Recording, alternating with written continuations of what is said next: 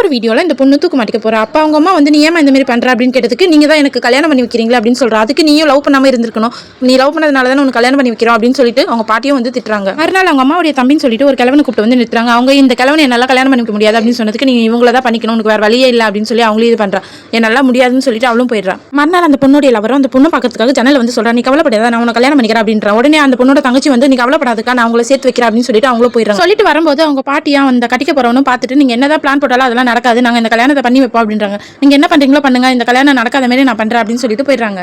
மறுநாள் அந்த பொண்ணு நான் உங்களுக்கு பொண்ணு மாரி இருக்கேன், உங்களுக்கு எப்படிதான் எனக்கு கல்யாணம் பண்ணிக்க மனசு வருதுன்றதுக்கு அதெல்லாம் எனக்கு தேவையில்ல, நான் உனக்கு கல்யாணம் பண்ணிப்பா அப்படின்னு சொல்லிடுறேன். சரி உங்ககிட்ட எல்லாம் பேசுறதே வேஸ்ட் அப்படின்னு சொல்லிட்டு அவளும் போயிடும். மறுநாள் அந்த பொண்ணு கல்யாணம் ஆக போறதை நினைச்சு அழுதுட்டு இருக்கா. உடனே அந்த தங்கச்சி வந்து அக்கா நீ வந்துட்டு நம்ம போய் கம்ப்ளைண்ட் கொடுத்துட்டு ரெஜிஸ்டர் மேரேஜ் பண்ணிக்கலாம் அப்படின்னு சொல்லிட்டு அந்த பையனும் அந்த பொண்ணு கூப்பிட்டு போறாங்க. கூப்பிட்டு போகும்போது அந்த பாட்டியும் அந்த மாப்பிளையும் சேர்ந்து அந்த ரெண்டு பேரோட மூஞ்சில வந்து ஸ்ப்ரே அடிச்சுட்டு பொண்ணை மட்டும் கூப்பிட்டு போயிடுறாங்க. கூப்பிட்டு போய் மறுநாள் அந்த பொண்ணுக்கு கல்யாணமும் ஆயிடுது. உடனே அது மாப்பிளை வந்து பார்த்துட்டு ஷாக் ஆனதும் நீங்க தாலி கட்டினா மட்டும் நான் இங்க இருக்கணும்னு ஒன்றும் அவசியமே கிடையாது, நீங்க அந்த காலத்துல இருக்கீங்க, தாலி கட்டினா வாழணும்ட்டு என்னால வாழ முடியாது அப்படின்னு சொல்லிட்டு அந்த பொண்ணும் தாலி அறுத்து எறிஞ்சிட்டு போயிடுறா.